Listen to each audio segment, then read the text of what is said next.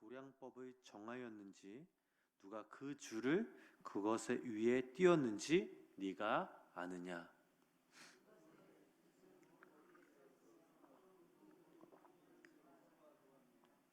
그때에 새벽 별들이 기뻐 노래하며 하나님의 아들들이 다 기뻐 소리를 질렀느니라.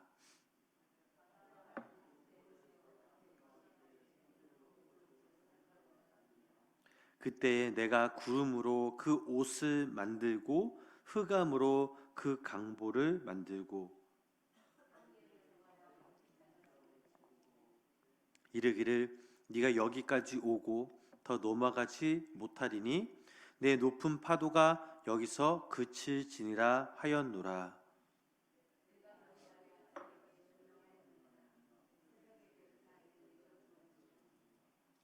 그것으로 땅끝을 붙잡고 악한 자들을 그 땅에서 떨쳐 버린 일이 있었느냐?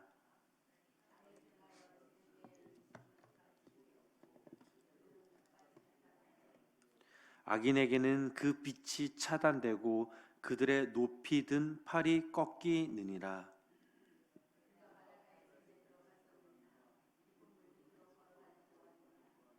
사망의 문이 내게 나타났느냐? 사망의 그늘진 문을 내가 보았느냐?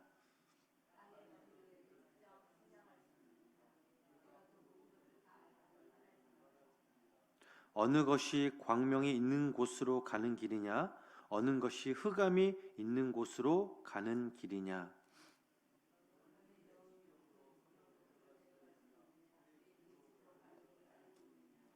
네가 아마도 알리라. 네가 그때에 태어났으리니 너의 횟수가 많음이니라.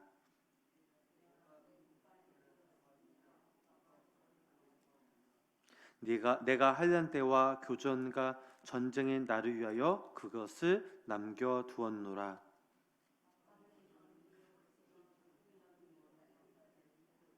우리 성도님들 계속 읽어주시면 좋을 것 같습니다. 계속 한번 읽어주실까요? 누가 홍수를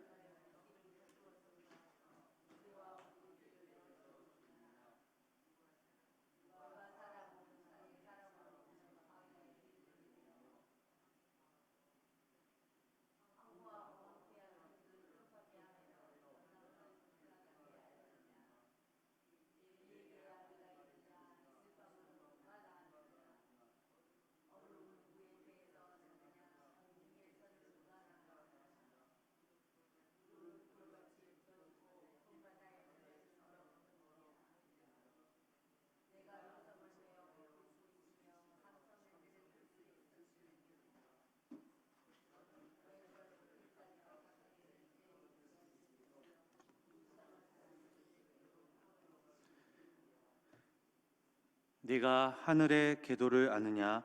하늘로 하여금 그 법칙을 땅에 베풀게 하겠느냐? 내가 목소리를 구름에까지 높여 넘치는 물이 내게 덮이게 하겠느냐? 내가 번개를 보내어 가게 하되 번개가 내게 우리가 여기 있나이다 하게 하겠느냐? 가슴 속의 지혜는 누가 준 것이냐? 수탉에게 슬기를 준 자가 누구냐? 누가 지혜로 구름에 수를 세겠느냐? 누가 하늘의 물주머니를 기울이겠느냐? 티끌이 덩어리를 이루며 흙덩이가 서로 붙게 하겠느냐? 네가 사자를 위하여 먹이를 사냥하겠느냐? 젊은 사자의 식욕을 채우겠느냐? 그것들이 굴에 엎드리며 숲에 앉아 숨어 기다리느니라.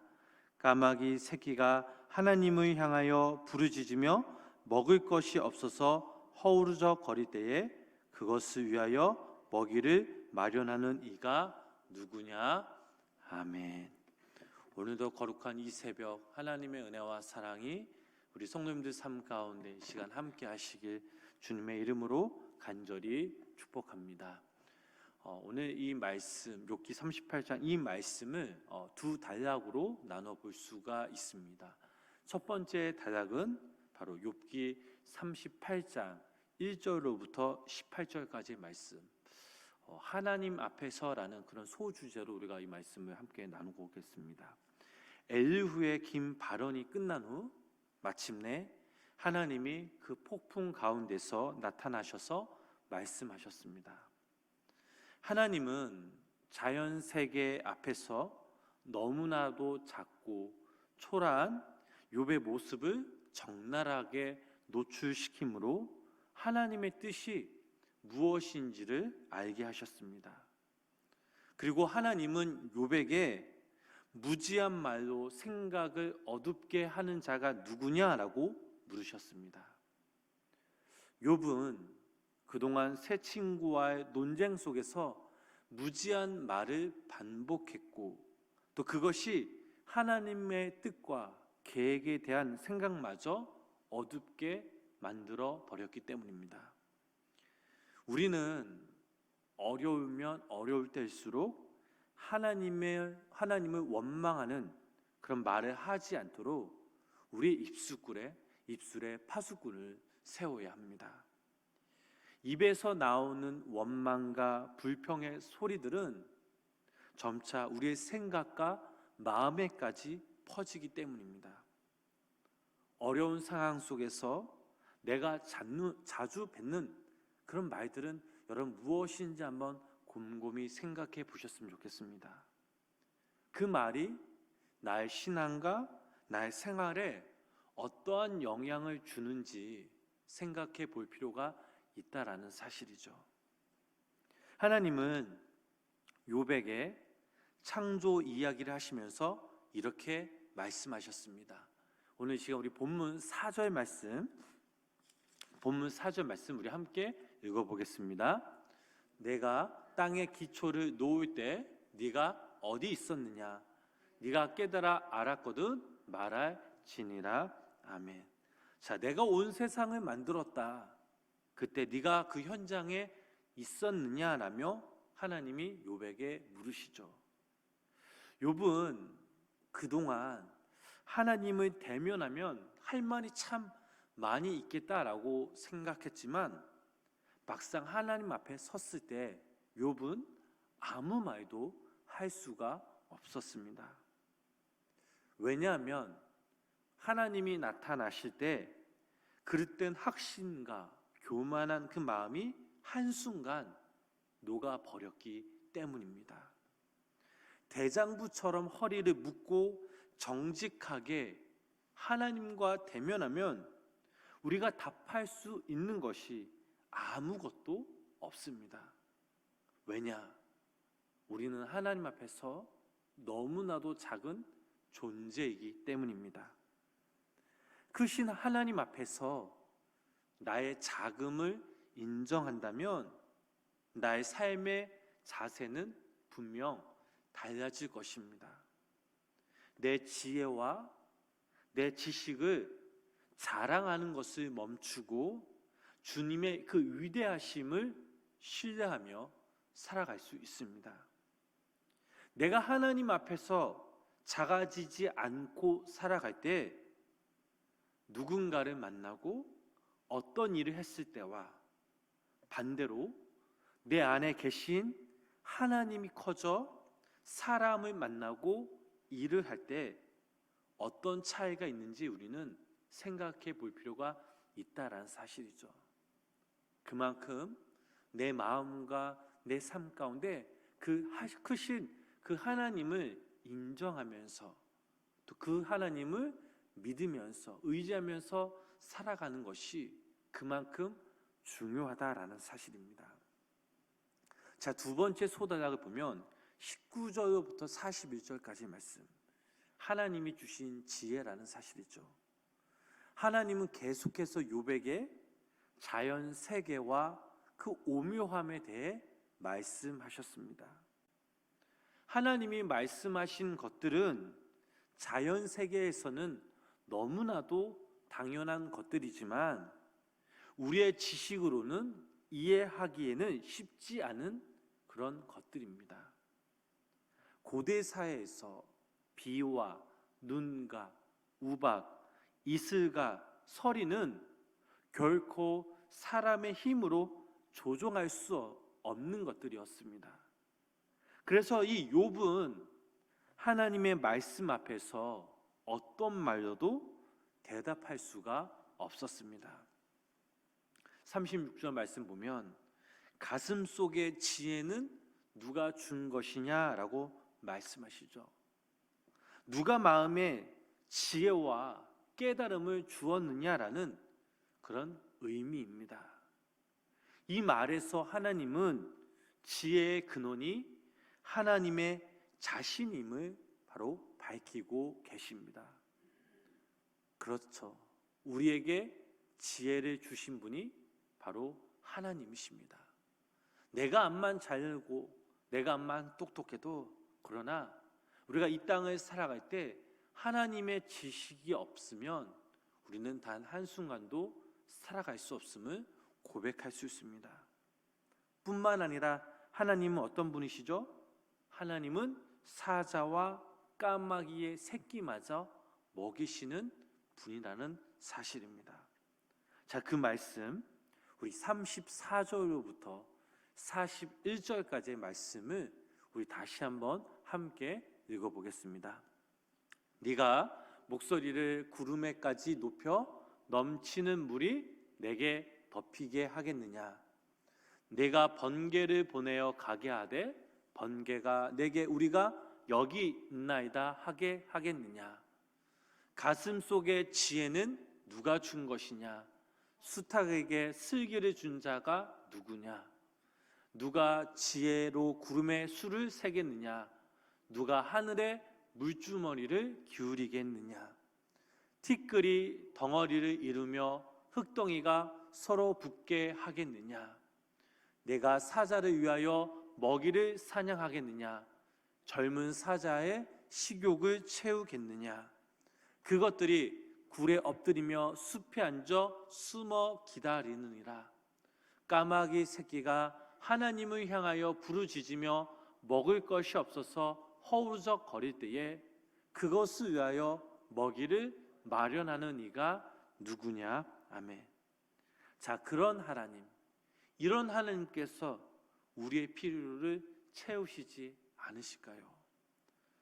야고보서 1장 5절 말씀을 읽어보면 저희들이 너무나도 잘 아는 말씀이 있습니다. 너희 중에 누구든지 지혜가 부족하거든 모든 사람에게 후히 주시고 꾸짖지 아니하시는 하나님께 구하라. 그리하면 주시리라 라는 이 말씀이 있습니다. 하나님은 그분의 일을 감당해야 하는 그 사람들에게 당신의 그 지혜를 주십니다. 우리에게 있어서 필요한 지혜를 주신다라는 사실이죠. 그런데 하나님의 지혜는 눈에 보이지 않는 것들만 공급하시는 것이 아니라 의식주의 실질적인 부분까지 채워주시는 지혜라는 사실입니다. 빌립보서 4장 19절 말씀을 보면 나의 하나님이 그리스도 예수 안에서 영광 가운데 그 풍성한 대로 너희 모든 쓸 것을 채우시리라. 자, 지난날 우리가 살아가다 보면 참 힘들고 어렵고 고난 가운데 있었을지라도, 그러나 하나님께서는 우리에게 먹을 것을 주시고 입힐 것을 입히 주시며 또 우리가 살아갈 수 있는 능력과 힘을 공급해 주셨다라는 사실입니다. 근데 이것은 과거의 일이 아니라 오늘 이 시간 현재 그리고 앞으로 우리가 살아갈 그 시대의 일이라는 말씀이죠. 지혜의 근원이시며 우리의 필요를 채워주시는 그 하나님께 우리의 모든 삶을 의탁하시는 오늘 귀한 믿음의 성도님들의 삶이 되시길 주님의 이름으로 축복합니다. 사랑하는 우리 성도님 여러분, 인간은 근본적으로 하나님과 비교도 되지 않는 너무나도 연약한, 너무나도 작은 존재입니다. 하나님이 창조자이시고 또 우리가 피조물이라는 것은 하나님과 인간 사이의 그 차이를 분명하게 보여주고 있습니다. 하나님은 어떤 분이십니까? 무한한 자유, 초월자이십니다. 그에 반하여 인간은 제한된 공간에서 유한한 자입니다. 이러한 인간이 어찌 하나님 앞에서 자기의 의견이라고 말할 수 있겠습니까? 생각해보면 어리석은 일이죠. 그러므로 우리는 그 하나님의 계획, 하나님의 뜻, 하나님의 그 섭리에 대하여 따지려고 또 그것을 해석해서는 안 된다는 사실이죠. 그런 우리가 어떤 상황 가운데서도 하나님의 뜻과 그 섭리에 순종할 수 있는 그 마음, 믿음이 필요하다라는 사실입니다. 이것이 바로 창조주 하나님 앞에서 피조물인 인간이 바로 바르고 합당한 자세로 살아가야 할 방법이라는 사실이죠. 오늘 하루 또 이 시간 이러한 마음과 또 자세를 가지길 주님의 이름으로 축복합니다. 그리고 하나님께 여러분들의 간절한 그런 소원을 가지고 주님께 나아가시기를 바랍니다. 주님이 들어주신다는 그 믿음 하나만으로 하나님이 원하시는 자가 되길 기도하며 또 우리의 간구를 올려드릴 때에 하나님은 외면하지 않으시고 여러분들의 상한 심령에 친히 다가와 주셔서 역사하여 주시고 위로하여 주신다라는 사실입니다. 우리가 하나님께 온전한 합당한 기도를 드릴 때에 주님은 들어주십니다. 당신의 때에 당신의 방법으로 인도하십니다.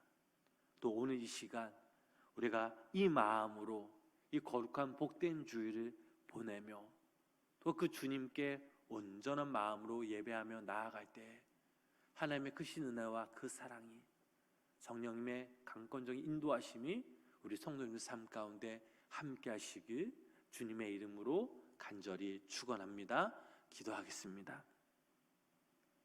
하나님, 드디어 이제 욥이 하나님의 그 폭풍 가운데서 하나님께서 그 욥을 만나 주셨습니다. 욥은 하나님을 만나면 이런저런 말을 해야지 라고 생각했지만 막상 하나님 앞에 섰을 때 욥은 아무런 말을 할 수 없었음을 고백합니다. 욥 자신이 하나님 앞에 서기에는 너무나도 지극히 작은 한 존재였음을 고백합니다.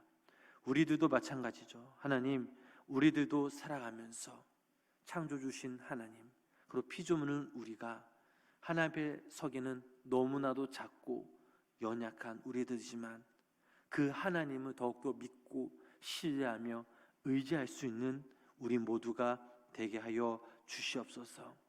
하나님, 그 하나님을 믿고 따르며 순종할 수 있는 믿음의 믿음을 더하여 주시고 특별히 하나님이 원하시는 합당한 삶을 살아갈 수 있는 우리 모두가 되게 하여 주시옵소서. 오늘도 이 새벽 우리가 하나님께 간절한 마음으로 기도합니다. 하나님이 원하시는 합당한 기도를 우리가 올려드릴 때에 하나님께서 우리 마음에 우리 기도에 귀 기울여 주시고 당신의 방법으로 그 당신의 때에 우리 기도 제목들이 응답받게 하여 주시옵소서. 거룩하고 복된 이 주일 이 새벽 매일매일 주의 전을 찾는 우리 성도님들 한 영혼 한 영혼을 귀히 여기시고 붙들어 주시며 오늘도 하루 우리가 하나님을 온전한 마음으로 예배하며 경배하며 나아갈 때 하나님의 기이한 은혜와 하나님의 능력이 우리 여기 모인 성도님들 한 영혼 한 영혼에게 충만히 임하게 하여 주시옵소서. 예수님의 이름으로 간절히 기도드렸습니다. 아멘.